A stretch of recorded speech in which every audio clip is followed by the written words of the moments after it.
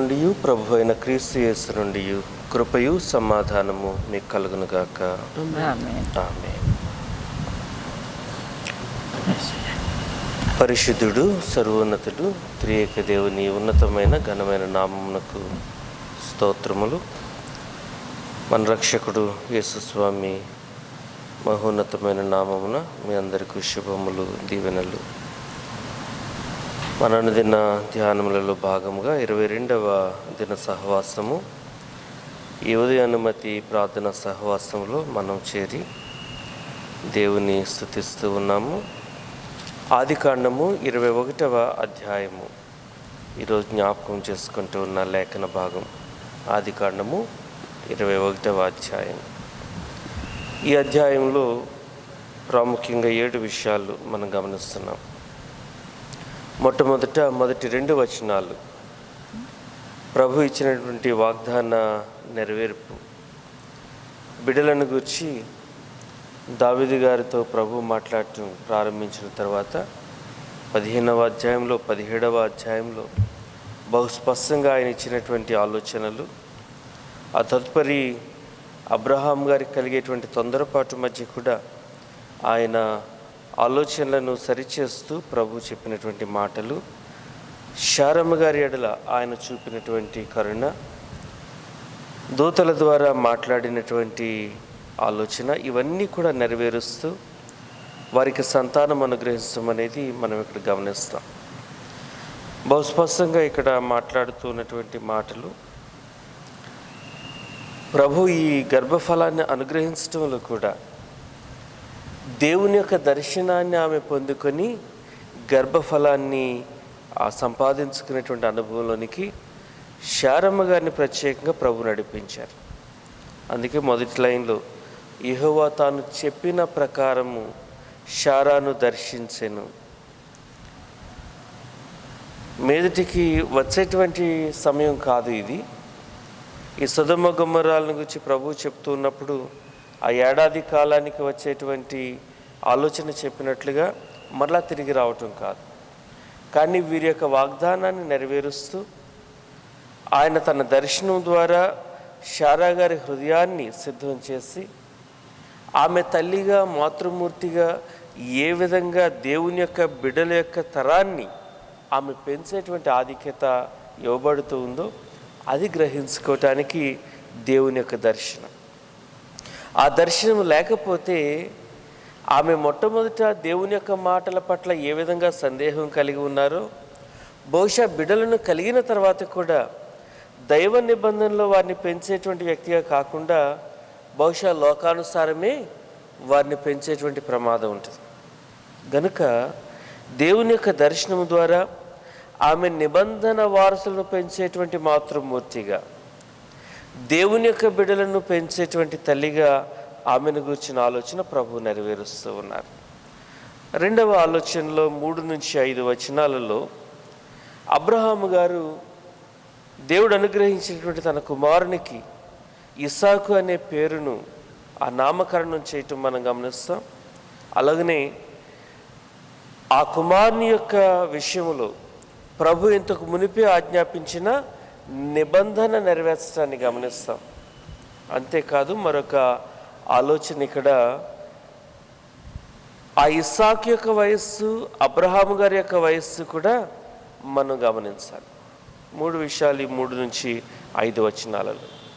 మొదట పేరు పెట్టడం, రెండవది నిబంధనలో ఈ బిడ్డ ఉండాలని దేవునికి తనకు మధ్య ఉన్నటువంటి నిబంధనలోనికి తన కుమారుడిని ఆ పసి ప్రాయంలో 8 దినముల ప్రాయంలోనే ఆ బిడ్డను దేవునికి అప్పగించటం. మూడవది అబ్రహాం గారి వయస్సు, ఇస్సాకు గారి వయస్సు 2 కూడా మనం ఆలోచన చేయడానికి. ఎందుకని అనంటే ఇష్మాయేలు జన్మించినప్పుడు అబ్రహాం గారి వయస్సు ఎంత అండి? 86 కదండి. 16-16లో ఉంటుంది మనకు. అది 16వ అధ్యాయం 16వ వచనంలో ఆ మాట వద్దు. ఇష్మాయేలు ఆయనకు జన్మించినప్పుడు ఆయన వయస్సు 86 సంవత్సరాలు. ఇప్పుడు ఇస్సాకుకు ఆయన జన్మ ఇవ్వటానికి ముందుగా దేవుని యొక్క దర్శనంలో ఆయన ఆ నిబంధనను గురించిన తలంపుల్లో మాట్లాడుకుంటూ ఉన్నప్పుడు ఇష్మాయేలును గురించిన నిబంధన, అబ్రహాం గారిని గురించిన నిబంధన ఒకే దినములో వారు నెరవేర్చుకున్నారు. అప్పటికి అబ్రహాం గారి వయస్సు 99 సంవత్సరాలు, ఇష్మాయేలు వయస్సు 13 సంవత్సరాలు. ఇప్పుడు మనం 21వ అధ్యాయంలో చూసేసరికి ఇస్సాకు గారి వయస్సు 8 రోజులు, అబ్రహాం గారి వయస్సు 99 సంవత్సరాలు కాదు, 100 సంవత్సరాలు కదండి. ఆయన నిబంధనలోనికి వచ్చినప్పుడు 99, ఇప్పుడు 100 సంవత్సరాలు పూర్తి అయిపోయాయి. సో ఈ వయస్సులను మనం ఆలోచన చేస్తే ఇష్మాయేలు నేను కలిగి ఉన్నప్పుడు ఇంతకంటే వయస్సు తక్కువ, మొట్టమొదటి విషయం. రెండవది, ఇష్మాయేలు 13 సంవత్సరాలు వచ్చిన తర్వాత అతనికి నిబంధనలోనికి ప్రవేశించేటువంటి ఆధిక్యత ప్రభు ఇచ్చారు. అయితే తన వాగ్దానం ఎవరితో చేయబడుతూ ఉంది? వాగ్దానం అనేది ఖచ్చితంగా ఇస్సాకు గారిని గూర్చి.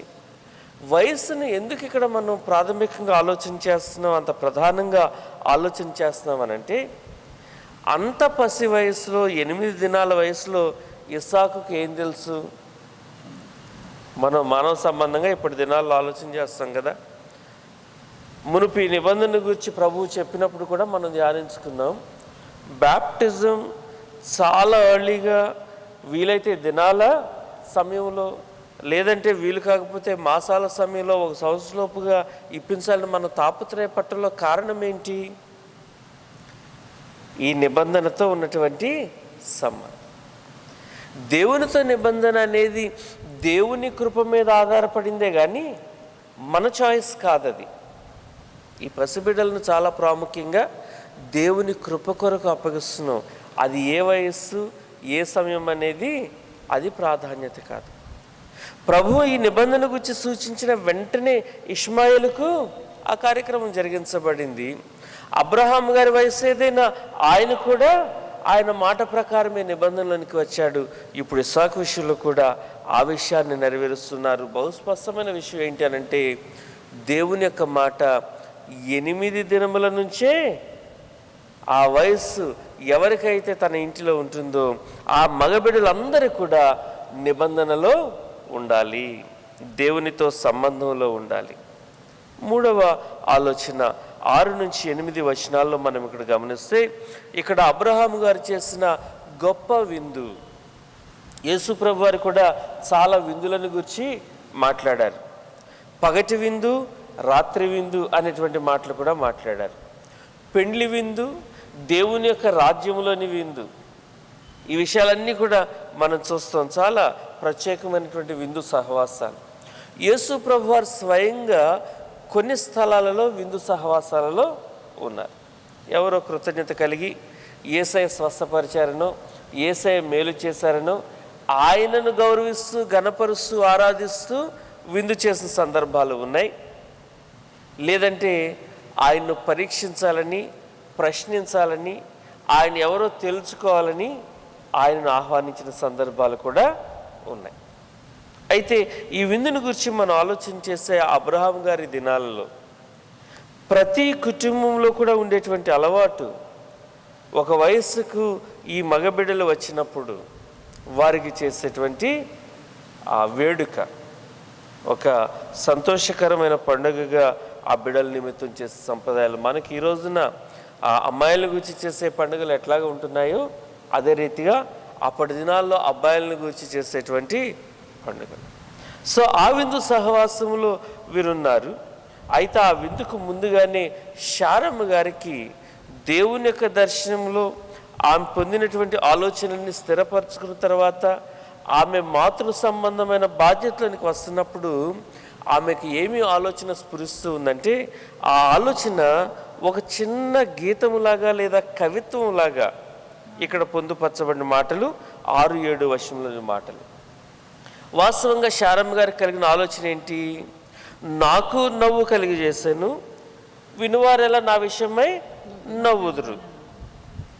అయితే బయటకు కనబడినప్పుడు తన యొక్క విషయాన్ని గురించి ఆలోచన చేస్తున్నప్పుడు తనని గురించి అబ్రహాం గారితో ఎవరో మాట్లాడతారు, లేదా లోకంలో కొంతమంది మాట్లాడుకుంటారు. ఇది ఈ నవ్వు అనేది ఆనందానికి సంతోషానికి సాదృశ్యమైన నవ్వు కాదు. శారమ్మ గారి మనసులో సంతోషాన్ని కలుగజేసేటువంటి నవ్వు కాదు ఇది. కొన్నిసార్లు ఆ వెకిలి నవ్వు అంటాం కదా, అంటే సమయం సందర్భం లేకుండా ఇప్పుడు ఎవరైనా దుఃఖపడుతున్నారనుకోండి, బాధలో ఉన్నారనుకోండి, మనం పరామర్శ చేయకుండా అక్కడికి వెళ్ళి ఏదో ఆ నవ్వుముఖాలతో పళ్ళికిలిచ్చుకుంటూ మాట్లాడితే ఎలా ఉంటుంది కదండి? అది వెకిలితనం, అసభ్యత. అంటే సమయం సందర్భం గమనించకుండా.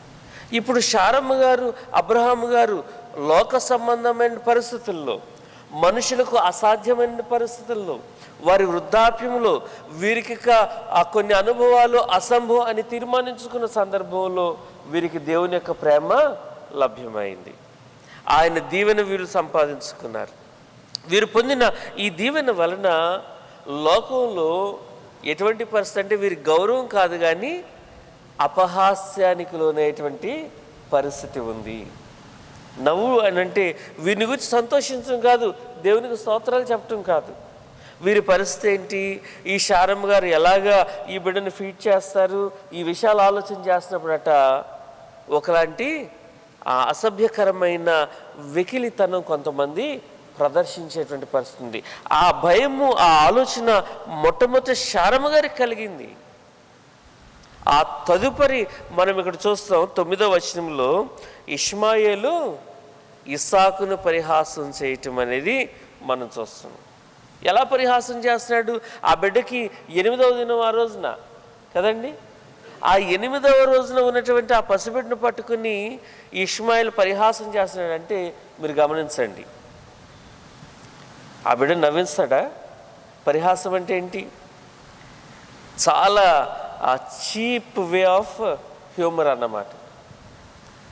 ఎవరైనా సరే బాధ పెట్టి సంతోషించ, ఇంకా మనం అనుకోవాలంటే ఆ కైండ్ ఆఫ్ శాడిజం కదా, శాడిజం.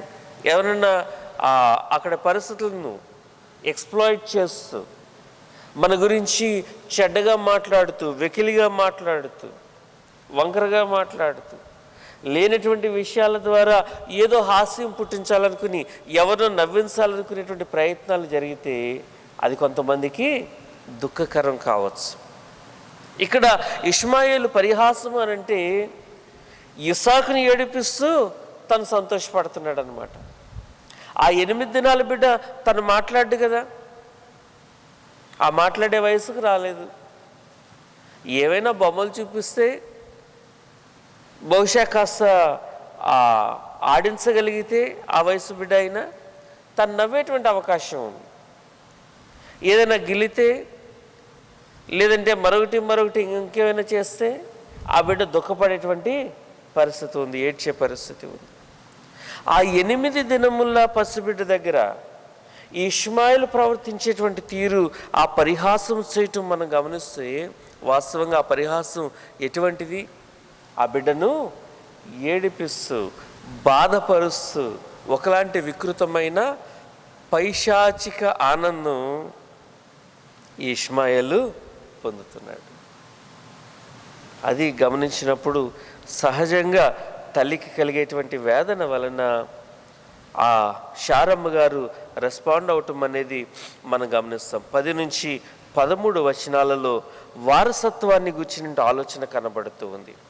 వారసత్వం గుర్చిన ఆలోచన శారమ్మ గారి ఉద్దేశంలో బహుశా ఆ ఇష్మాయేలు చేసేటువంటి ఈ వికృతమైన చేష్టల నుంచి తన కుమారుని కాపాడుకోవాలి అనేటువంటి భావన మొట్టమొదట. అలాగనే తన కుమారుడు వాగ్దాన పుత్రుడు గనుక, దేవుని యొక్క దీవెన వల్ల మేము పొందుకున్నాం గనుక ఈ వాగ్దాన వారసత్వానికి మరొకరు సమానం కాకూడదు అనేటువంటి ఆలోచన. ఈ 2 ఆలోచనల ద్వారా తన భర్త గారితో ఆయన మాట్లాడుతూ ఉన్నప్పుడు అతన్ని వెళ్ళగొట్టమని, ఆ దాసిని వెళ్ళగొట్టమని చాలా స్పష్టంగా చెప్పడం 10వ వచనంలో చూస్తాం. వెంటనే అబ్రహాము గారికి వేదన కలగటం వలన, ఆయన దుఃఖపడటం వలన దేవుని యొక్క ప్రత్యక్షత అబ్రహాం గారికి కలుగుతూ ఉంది. 12వ వచనంలో మనం చూస్తాం, అయితే దేవుడు ఈ చిన్నవాని బట్టి ఈ దాసిని బట్టి నీవు దుఃఖపడవద్దు, శారా నీతో చెప్పు, ప్రతి విషయములో ఆమె మాట వినుము. ఇస్సాకు వలన అయినదియే నీ సంతానము అనబడును. ఇస్సాకు వలన అయినదియే నీ సంతానము అనబడును. అందరూ అబ్రహాం బిడ్డలు అనిపించుకోవడానికి వీల్లేదు. నీకే జన్మించిన నీ కుమారుడైనప్పటికీ కూడా ఇస్సాకుతో వారసత్వం నిబంధనలో ఉండగలిగేటువంటి ఆధిక్యత, ఆశీర్వాదం ఇంకొక వ్యక్తికి నేను ఇవ్వటం లేదు. ఆ వారసత్వం కానీ ఈయన యొక్క సంతానం అని పిలువబడుతూ అబ్రహాము యొక్క కుమారునిగా గుర్తింపు, ఆ యొక్క కుటుంబంలో ఉండే హక్కులు, ఆధిక్యతలు పొందుకోవటం కానీ ఇస్సాకుకు మాత్రమే దేవుడు అనుగ్రహిస్తున్నారు. చిన్న వయస్సులో నిబంధనలోనికి వచ్చినవాడు, తల్లిదండ్రుల యొక్క వృద్ధాప్యంలో జన్మించినవాడు, ఏ కారణాలు ఏ రీతిగా ఉన్నా ఇది మనుష్యుల యొక్క ఆలోచన ద్వారా కానీ, కష్టం వలన కానీ, వారి యొక్క ప్రయత్నం వలన కానీ దైవ ఆశీర్వాదాన్ని సంపాదించుకునే అవకాశం లేదు. అందుకని మనం మారు మనస్సుని గురించి కూడా ఆలోచన చేసుకోవాలి. బ్యాప్టిజం గురించి ఆలోచన చేసినప్పుడు కూడా గమనించుకోవాలి. బ్యాప్టిజం అనేది కేవలం దేవుని యొక్క కృప వరము, the gift of grace. Karl Barth అని ఒక థియాలజియన్ చెప్తారు, baptism is an outward sign for inward grace. గుర్తుందా? An outward sign for inward grace. ఎందుకు? దేవుని యొక్క కృప మనం సంపాదించుకున్నాం. మన పాపాలకు ప్రభువు క్షమాపణ ఇస్తున్నారు. మన కుటుంబాలను ప్రభు ఆయన యొక్క నిబంధనలో ఉంచుతున్నారు, ఆయన ప్రేమలో ఉంచుతున్నారు. కనుక మన యొక్క బిడ్డలు వారు అన్యులు కాదు, వారు అవిశ్వాసులు కాదు, దేవుని నుంచి దూరంగా ఉండేవారు కాదు. వారు జన్మతహానే వారికి దేవునితో అనుబంధం ఉంది. చాలామంది అనుకుంటారు మేము దేవుని తెలుసుకోవాలి కదా. ఒకవేళ మన పిల్లలు పెద్దవాళ్ళు అవుతారండి, తల్లిదండ్రులతో ఏదో విరోధం వస్తుంది, నువ్వు నా తండ్రివి కాదు తల్లివి కాదంటే కుదురుతుందా? లేదంటే వాళ్ళు ప్రేమిస్తేనే మనం వాళ్ళ తల్లిదండ్రులు అవుతామా? వాళ్ళు ఎక్నాలెడ్జ్ చేయాలంటే ఒకరి పేరెంట్హుడ్ అనేది, మీరు మా తండ్రి మీరు మా అమ్మ అని పిల్లలు ఎక్నాలెడ్జ్ చేయాలా? వాళ్ళు తెలుసుకోవాలా? అక్కర్లేదు కదా. దేవుని యొక్క మహాకృప మన ఎడల కనుపరుస్తున్నప్పుడు అది నేను ఎక్నాలెడ్జ్ చేయటం ఏంటి? నేను ఎక్నాలెడ్జ్ చేయటానికి, నేను తెలుసుకోవటానికి నాకు ప్రభు సహాయం చేస్తారు. నేను పశ్చాత్తాపడాలి, మారు మనసును పొందాలి. కానీ అంతకంటే ముందుగా ఆయన కృప వలన నన్ను ఆయన బిడ్డగానే ఈ లోకంలో జన్మింపచేసుకున్నారు. ఆయనతో ఉండే అనుబంధం అది అత్యంత శ్రేష్టమైంది. కనుకనే ఈ ఇస్సాకు విషయంలో అతని మారు మనస్సు, అతను పెద్దవాడవటం, అతను తెలుసుకోవటం ఇవేవీ లేవు. అబ్రహాము గారికి ఎప్పుడైతే నిబంధన అనుగ్రహించబడిందో ఇక ఆయన కుటుంబంలో తరతరాల పర్యంతం కూడా ఆ నిబంధనకు వారసులే, దేవుని యొక్క వాక్యాన్ని కలిగి ఉన్నవారే, దేవుని యొక్క దర్శనాన్ని పొందుకునేవారే. ఎన్నిసార్లు వారు తప్పిదాలు చేస్తున్నా అన్నిసార్లు కూడా పశ్చాత్తాపడుతుంటే క్షమించి వారినందరినీ చేర్చుకుంటూ తన యొక్క రాజ్యానికి వారసులుగా ప్రభు ఎంచుకుంటూ ఉన్నారు. తదుపరి ఆలోచన మనం గమనించుకుంటే 14 నుంచి 21వ వచనం వరకు ఉన్నటువంటి భాగములో ఈ వెళ్ళగొట్టబడినటువంటి ఇష్మాయిల్ను తీసుకొని ఇక హాగరు ఆ ఇంటిని, ఆ స్థలాన్ని విడిచిపెట్టింది. వారిని దుఃఖంతో అబ్రహాము గారు సాగనంపారు. కేవలం ఒక నీళ్ల బాటిల్తో లేదా ఆ నీళ్ల తిత్తితో వారు బయలుదేరవలసి వచ్చింది. వెళ్ళిన తర్వాత ఆ నీళ్లు అయిపోయే వరకు బాగానే ఉంది, కానీ అయిపోయిన తర్వాత ఇక ఆ ప్రాణాపాయ పరిస్థితుల్లోనికి వచ్చేస్తారు ఆ తల్లి బిడ్డలిరువురు. ఆ చిన్నవాణి అనే మాటను మనం ఇక్కడ చూస్తాం. ఆ చిన్నవాణ్ణి చావు అనుకుంటూ ఆ తల్లిగారు ఆ వేదన చెందుతూ ఉంది. అయితే మనం గమనించాలి, చిన్నవాడు అంటే ఎంత వయసు? ఇప్పుడు 14 సంవత్సరాలు కదండి. 14 సంవత్సరాలు ఇస్సాకు జన్మించి అప్పుడే 8 రోజులు గడిచిపోతూ ఉన్నాయి. 14 సంవత్సరాల వయసులో చిన్నవాడు అనంటే మాటలు రానటువంటి పసిబిడ్డ అని అర్థం కాదు. మనకు జనరేషన్స్ గడిచే కొద్దీ ఎలాగ అడ్వాన్స్ అయిపోతున్నారు పిల్లలు కదా. అప్పటి దినాల్లో ఉండేటువంటి పసులను చూస్తే బహుశా 13-14 సంవత్సరాల వయసు వచ్చినటువంటి బిడ్డలు అని అంటే ఇప్పుడైతే యుక్త వయసుకు వచ్చేసినట్లే. టీనేజ్లోనికి రాగానే మనం యూత్ అని ట్రీట్ చేస్తాం వాళ్ళని కదా. ఇంకా నో లాంగర్ వాళ్ళు సండే స్కూల్లో లేదంటే చిన్నపిల్ల అలా ఉండదు. ఈ 14 సంవత్సరాలు వచ్చినటువంటి బిడ్డ ఏదో మాటలు రాని వాడిగా అక్కడెక్కడో పారేసేయటం కాదు, కానీ అప్పుడు ఉన్నటువంటి పరిస్థితుల నేపథ్యంలో, అప్పుడు ఉన్నటువంటి టెక్నాలజీ నేపథ్యంలో సరైనటువంటి ఆ మానసికమైన పరిపక్వత అయితే ఆ 13-14 సంవత్సరాల వయసులో జరిగేవి తెలుస్తాయి. మాట్లాడతారు, సంభాషిస్తారు, వాళ్ళకి ఏం కావాలో అడుగుతారు, అన్ని విషయాల్లోనూ కావలసినటువంటి జ్ఞానం కూడా ఉంటుంది.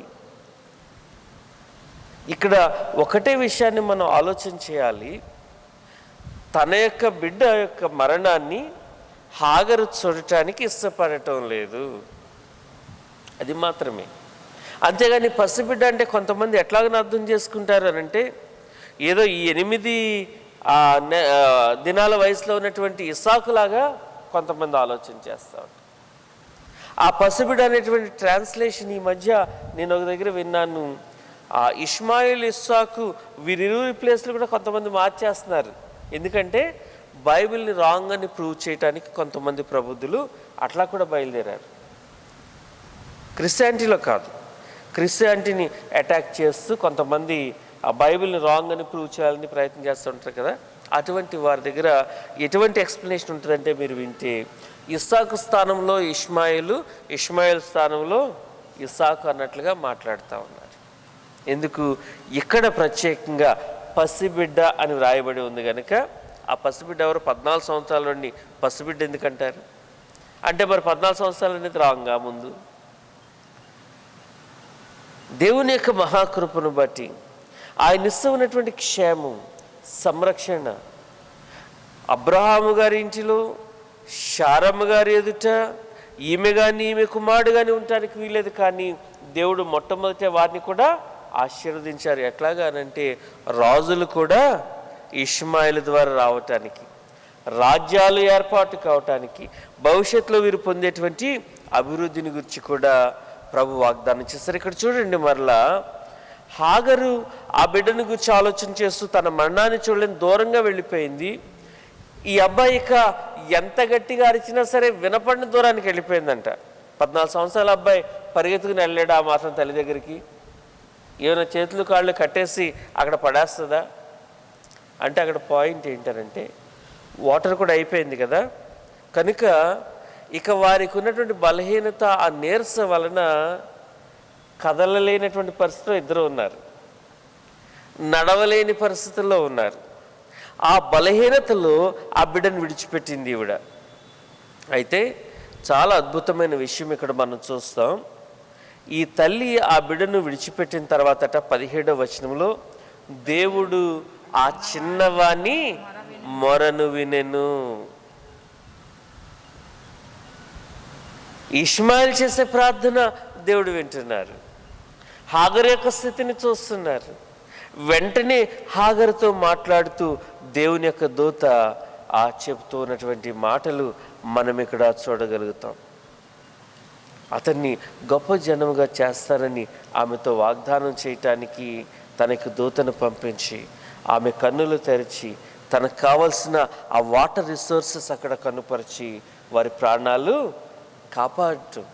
ఇష్మాయిల్ యొక్క అభివృద్ధి, అతని యొక్క వివాహం, అతని యొక్క ఉన్నతమైనటువంటి స్థితిగతులు 21వ వచనం వరకు మనం చూడగలుగుతూ ఉన్నాం. తదుపరి ఆ చివరి భాగముగా మనం ఆలోచన చేస్తే 7వ భాగము 22 నుంచి 34 వచనాల భాగంలో గెరారులో అబ్రహాము గారికి ఇచ్చిన అనుభవాల మధ్య అబీమెలెకు గారు తన దేశాన్ని అబ్రహాము గారికి ఇచ్చాడు, తనకున్నటువంటి సంపద అబ్రహాము గారికి ఇచ్చాడు, తద్వారా ఇంకా రెట్టింపు ఆశపరుడు అబ్రహాం గారు అయ్యాడు. కానీ ఇక్కడ పరిస్థితులు మీరు చూడండి, అబ్రహామును అంతకంతకు ఆశీర్వదిస్తూ ఉన్నటువంటి ఈ క్రమములో వీరిరువురి మధ్య కొన్ని ప్రమాణపూర్వకమైనటువంటి సంబంధాలు కొనసాగుతున్నాయి అబీమెలెకుకు అబ్రహాము గారికి మధ్య. అయితే ఒక మాటను మనం ఇక్కడ గమనిస్తే, అబ్రహాము గారికి అబీమెలెకు గారికి ప్రమాణం చేసిన సందర్భాలు 2 సార్లు 22, 23 వచనాల్లో మనం చూస్తాం. ఈ ప్రమాణ సంబంధమైన ఆలోచన అంటే ఒకరికి ఒకరు ఉపకారులుగా ఉండటానికి. అబీమెలెకు ఆ దేశాన్ని ఇచ్చాడు కనుక అబ్రహాము గారు ఇతని మీద తిరగబడకుండా, అబీమెలెకు మీద దౌర్జన్యం చేయకుండా, అతన్ని ఓడించకుండా ఉండాలి. అంటే దేవుని బిడ్డలను గురించిన భయం అప్పటికే ఆయా రాజులకు రాజ్యాలకు ఎలాగైనా దేవుడు కలుగజేస్తున్నారో మనకి ఇక్కడ స్పష్టమవుతుంది. అయితే ఒక కంప్లైంట్ అక్కడ అబ్రహాము గారు అబీమెలెకు తీసుకుంటూ ఉన్నారు. ఈ కంప్లైంట్ ఏంటట, అక్కడ త్రవ్వబడినటువంటి ఒక బావి విషయమై అబీమెలెకు యొక్క సేవకులు అబ్రహాము యొక్క సేవకులతో జగడమాడుతూ ఉన్నారు. ఆ నీళ్ల బావి విషయంలో ఎవరు జగడమాడుతున్నారు, ఎందుకు ఈ జగడం ఆరంభమైందని అబ్రహాం గారు అడుగుతుంటే అబీమెలెకు గారు చెప్తున్నాడు, నాకైతే తెలీదే ఇది ఎవరి వలన కలిగిందో, ఈ పని ఎవరు చేశారో నాకు తెలియదు, గనుక మనిద్దరి మధ్య మరలా ఒక నిబంధన మనం చేసుకోవాలంటున్నాడు. వెంటనే అబ్రహాము గారు తన గొర్రెల మందలో నుంచి ఆ కొన్ని గొర్రెలను వేరు చేసి వాటిని ప్రక్కన పెడతా ఉంటే, అయ్యా ఎందుకు ఈ గొర్రెలని అబీమెలెకు అడుగుతున్నటువంటి సందర్భం. వాటిని అన్నింటినీ కూడా కానుకగా అబీమెలెకుకు అబ్రహాము గారు ఇచ్చి ఆ స్థలానికి బెయేర్షెబా అనేటువంటి ఆ పేరు నామకరణం చేయటం మనం చూస్తాం. ఆ బెయేర్షెబా అనేటువంటి మాటకు అర్థం క్రిందన ఫుట్నోట్లో ఉంది. ఏంటట, సాక్ష్యార్థమైన బావి. దేనికి సాక్ష్యం? వీరిరువురి మధ్య చేసుకున్నటువంటి ప్రమాణానికి సాక్ష్యమైనటువంటి బావి. వీరిరువురి మధ్య, ఇరువురు సేవకుల మధ్య ఈ జగడాలు ఉండకూడదు, కొట్లాట్లు ఉండకూడదని సమాధానంగా ఉండాలి. వాస్తవంగా ఆ గెరారు దేశం అనేది, ఆ గెరారు స్థలం అనేది ఫిలిస్తీన్లు నివాసం చేస్తూ ఉన్నటువంటి స్థలం. అది ఇక్కడే ఉన్నటువంటి మాటల్లో మనం గమనిస్తాం. ఈ అబీమెలెకు అనేటువంటి వ్యక్తి ఆ దినాలలో ఫిలిస్తీన్లకు అధిపతిగా, రాజుగా ఉన్నటువంటి వాడు. ఆ ఫీకోలు అనేటువంటి ఆయన తన యొక్క సైన్యాధిపతిగా ఉన్నటువంటి వాడు. ఒకవేళ అబ్రహామును ఏ విధంగానైనా శిక్షించాలి అనుకుంటే, అబ్రహామును బాధపరచాలనుకుంటే, అతను ఏమైనా చేసే ప్రయత్నం ఖచ్చితంగా అక్కడ చేయవచ్చు. ఎందుకంటే ఆ దేశమంతా అతనిదే. అతనే కొంత భాగాన్ని అబ్రహాము గారికి ఇస్తున్నాడు. మరలా వచ్చి అబ్రహాము గారితో అతను నిబంధన చేసుకుంటే ఎంతగా దేవుడు అబ్రహాము గారిని ఇచ్చిస్తున్నారు. ఏ విధమైన భయం అబ్రహాము గారి వలన ఆయా రాజులకు, రాజ్యాలకు ఇస్తున్నారు మనకి ఇక్కడ బహు స్పష్టంగా అర్థమవుతూ ఉన్న ప్రమాణమును గూర్చిన ఆలోచన మనం ఇక్కడ చూస్తున్నాం.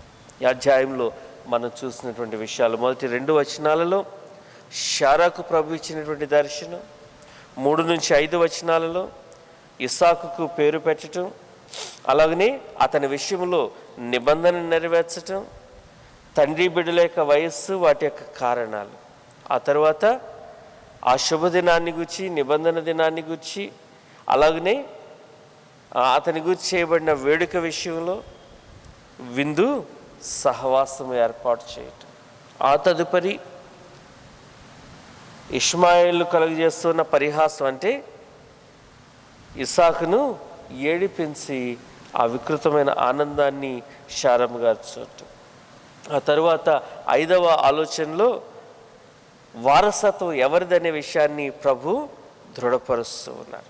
6వ విషయంలో ఇష్మాయేలు అక్కడి నుంచి వెళ్ళగొట్టబట్టం, ఆ తర్వాత అతని యొక్క అభివృద్ధి, వివాహం, అతని ఎడల దేవుడు కలిగి ఉన్న ప్రణాళిక అక్కడ నెరవేర్చడం, ఆయన ప్రణాళిక. ఆ చివరిగా మరలా అబ్రహాముతో దేవుని యొక్క ప్రమాణం ప్రాముఖ్యం. కానీ వీరు అబీమెలెకు అబ్రహాముల మధ్య ప్రమాణానికి ఆ బెయేర్షెబాను ఏర్పాటు చేసుకున్నప్పటికీ దేవుని యొక్క ప్రమాణాలు అబ్రహాం విషయంలో నెరవేర్చడం. త్రియక దేవుని కృప మనకందరికీ తోడై ఉండి ఆయన సన్నతించే ఉన్నతమైన ఆశీర్వాదాలు మనకి ఇంకనూ సమృద్ధిగా దయచేయనుగాక. ఆమె సమస్త జ్ఞానమునకు మించిన తండ్రి అయిన దేవుని సమాధానం, ప్రభు అయిన క్రీస్తు యేసు కృప వలన మీ హృదయములకును మీ తలంపులకును కావలి ఉండునుగాక. ఆమేన్.